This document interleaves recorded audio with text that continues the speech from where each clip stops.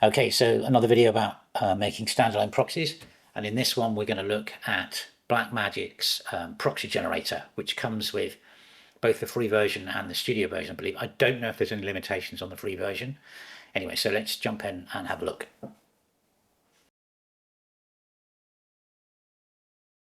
Okay, so here we go. So this is Blackmagic Proxy Generator. It comes with DaVinci Resolve. I don't know if you can get it as a standalone, and I'm not sure how it works with the free version, and there are limitations with the free version. Anyway, so yeah, it's a small little package, and what you basically do is you've got the processing time at the top, you've got your 4 proxy formats, and then you've got the watch folders. So here I've got my Komodo footage. So what I'm going to do, I'm going to drag that over into here, and then it says Komodo and it's waiting. So now I've got to choose the proxy. So I'm going to, like the other tests, I'm going to choose proxy 422 10-bit and then start. And off it goes. It's waiting up, thinking about it. And there it goes. It starts to go through the R3D files. Now what it's done inside here, there's the Komodo file, there's the mag, and then here it's created a proxy folder. And you open that up and you can see that in here you've got your proxies are being created. Now it's doing pretty quick. It's chewing through that. That's 6K MQ quality Komodo footage. And it's just blasting through it. This is one of these weird things that you cannot move, you can't change the destination of where the proxies go with this. They literally have to go inside the original camera folder. Now, when you're in Resolve, Resolve can auto-detect now if it's got proxies or if it hasn't got proxies. So when you switch the button, it knows that basically there's a proxy file in there, so you can flip between them. So that's how it does it. Premiere does it by adding that proxy on the end of the proxy file, and it knows there's a proxy. This does it by putting it in a folder. Now, obviously, if you want to move the proxies around, this can be a bit tricky. So what you basically do with this is the following. So, okay, so let's stop it. It's done it. It's made the proxies. Now I want to move my proxies.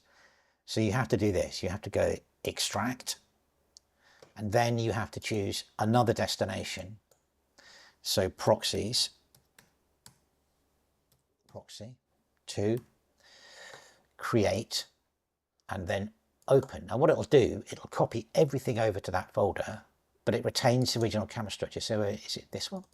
There we go. So there's the Komodo 2, the Komodo, there's the mag structure and the file that went with it, and then there's the other files. Those are sort of like the metadata files that go over with red files, and there's the proxy. So it keeps the entire magazine structure or card structure, but just removes the thing, because obviously you may want to maintain the metadata. I mean, it is problematic because you can't get it to do this at the beginning. You have to do this when they've all been done. But the beauty of this is, I suppose, as well, if you leave it running, so if you click start, it'll check and it knows it's completed. So if I add in test footage, I've got some, what's that, Raptor. I can just add another one in and it should automatically start. So if you designate a folder, it should, is it going to do it? It should check the folder. He says that. It should check the folder and automatically start to process the material. Now, I have seen that sometimes it doesn't do it. Have I done something wrong here? But that's the way it should work. I should just be able to leave it running on that. Maybe I have to stop and start it again. Start. Maybe, yeah, okay. So I'm sure if I'd have put it in that initial folder, let me try that again. I'm going to drop some footage inside. Right, so it's doing it. Here we go. That's going to not take too long. But if I put some more footage, now that's the Komodo one there. I'm going to put that one, copy. I'm going to drop that in that Komodo folder.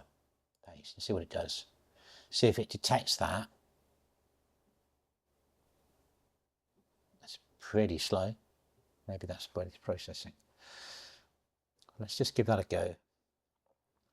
Let it do its thing. I'm sure when that stops doing the rendering, because obviously I've just copied the same files as I'm moving around here. Come on, come on, come on. Nearly done, nearly done. That will zip across once that's actually stopped the copying part of it. Come on. Come on, come on, come on. You can do it. You can do it. 54 frames a second. That's 8K footage, so that's a bit slower. Well, I don't know what the quality level is on the R3Ds on that one. Anyway, it's done it. Okay, see if this jumps. There we go. So there we are, it's whizzing across now. See if it picks it up though, because that one should still be active and it should detect if I put new footage in there. But yeah, this, I mean, watch folders, you can do this with Adobe Premiere, you can do this with Edit Ready. You can do it with most of the big ones. You can actually do a watch folder and a compressor, but compressor's not as useful. But we don't know. I mean, they've just added these MIDI extensions to the compressor, so that may become a lot more useful by being able to get R3D and all these kind of things into these Apple packages. But they put the onus on independent developers doing it. So here we go. Keep going, keep going, keep going. And nearly there, nearly there. Will it start? Will it start? Or has this all been in vain? 5 seconds. Okay, it stopped. I put it in that folder and it's not seeing it.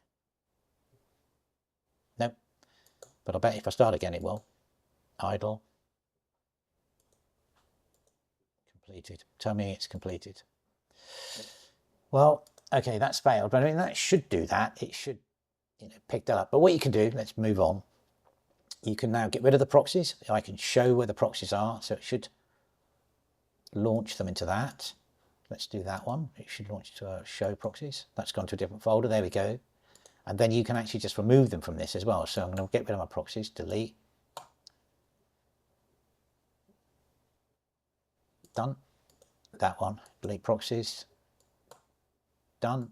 So all the proxies are gone. And obviously then you've got these 4 formats. You've got H.264, half res, 1080p. All of them focus on 1080p as a proxy. ProRes, H.265.